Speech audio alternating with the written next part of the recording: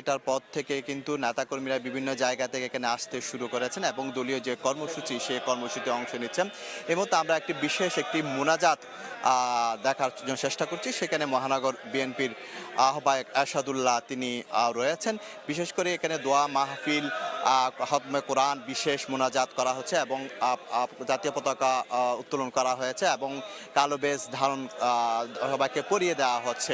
এবং আগামী যেহেতু 3 দিনের রাষ্ট্রীয় শোক এবং আগামীকাল সরকার ছুটি, এবং এখানে বলা হচ্ছে আসলে যারা ঢাকায় যাবেন জানাজার জন্য তাদেরকে কিন্তু নিজ উদ্যোগে তারা যেন সেই জানাজা অংশগ্রহণ করেন সেই বিষয়টি বলা হচ্ছে। যেহেতু কোনো গায়েবানা জানাজা হবে না, কেন্দ্রীয় কর্মসূচির অংশ হিসাবে সবাইকে যাওয়ার জন্য সেই অনুরোধটি এখান থেকে করা হচ্ছে। আগামীতে জানাজা তাকে জানিয়ে রাখি, এই যে বেগম খালেদা জিয়ার 80 বছর যে বর্ণাঢ্য রাজনৈতিক জীবন, যাকে গণতন্ত্রের মা বলা হচ্ছে, তার যেই মৃত্যুর খবরে পুরো দেশে যে শোকের ছায়া নেমে এসেছে, সবাই স্তব্ধ হয়ে গেছে সারা দেশের মানুষ।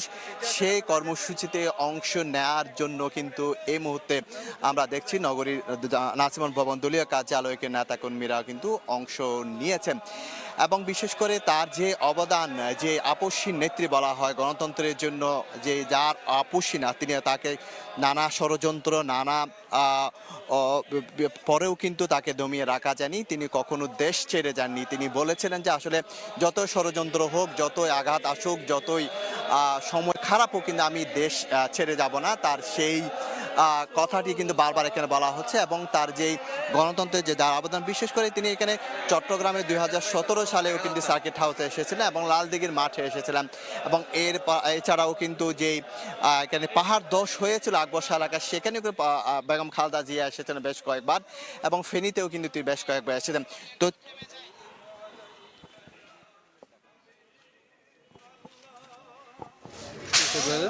ঠিক আছে, ঠিক আছে।